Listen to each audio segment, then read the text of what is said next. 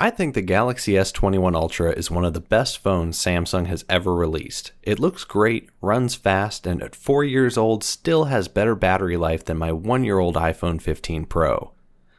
I've also covered mine with this cool D-brand skin, who happens to not be the sponsor of this video, but absolutely could be. My DMs are open.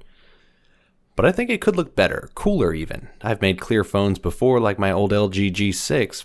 Because I rarely use it, I've sacrificed functionality for aesthetics.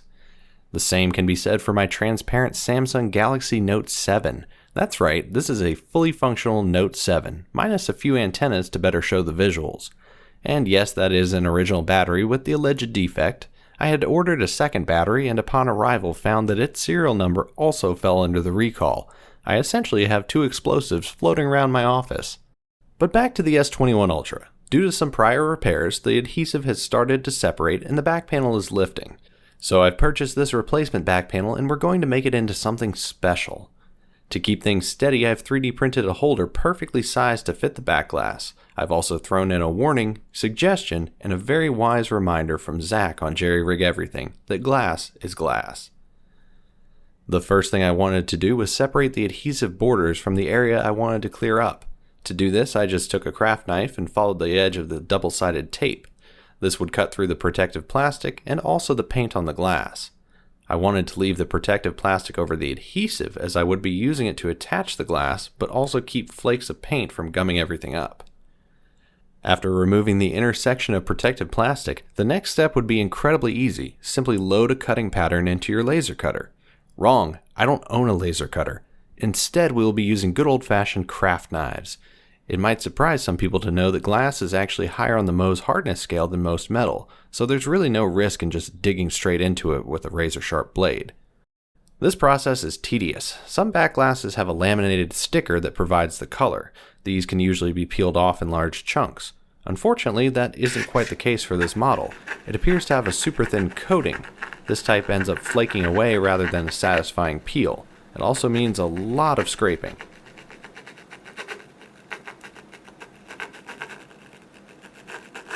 Clearing out the middle is easy, but you've got to be a lot more careful around the edges. I don't want to cut into the adhesive or rip off the paint below it. This will leave a nice border on the finished design. With everything cleared up, I'm left with a really unique design. This glass is slightly frosted, making things close to the glass very clear, but out of focus the further they are. The Samsung logo appears to be etched, making it clear on both sides. Now I'll remove the back of my S21 Ultra. I couldn't find my normal pry tool, so I've instead opted to use an iPhone 5S logic board as my separator. With a few drops of isopropyl alcohol, it's incredibly effective. Once the back panel has been removed, I'll need to decide which components, if any, to leave out for aesthetics. I'll also use some of this alcohol to wipe away large Sharpie ink marks. This was dumb because the camera modules will still be covered and not part of the transparent glass. I'll remove the bottom loudspeaker and antenna plate just to get an idea of how it looks internally and how that would appear under the glass. I also needed to decide how functional I want to keep this phone. I'll remove the top shield that holds the wireless charging and NFC stickers. With the phone now naked, I'll hold the new back glass over it to preview what it could end up looking like. One issue, I actually still use this phone and I do use the wireless charging feature. I also need this panel for the temperature sensor that regulates charging in general. Removing just the metal shield won't reveal much, and the NFC feature is pretty handy. While I don't really care about the antennas on the bottom panel, the speaker is important, but removing it will spill all the tiny white balls inside, and I don't want to clean up more mess than I already have with the paint. I've made a polished charging coil for my LG G6, and it isn't a clean enough finish to truly honor the modern look of the S21 Ultra, and it doesn't work safely. In the end, I decided to leave everything intact and just install the new back glass as it is. Because the back glass doesn't really have anything to transfer, this is just a quick and easy process.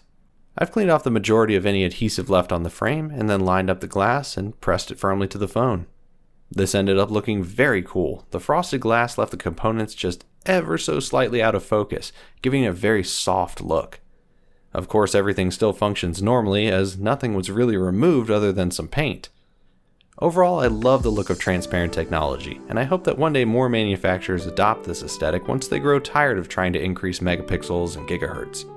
How about you? Do you think clear tech will ever make a comeback? Let me know in the comments below, subscribe for more, and I'll see you next time.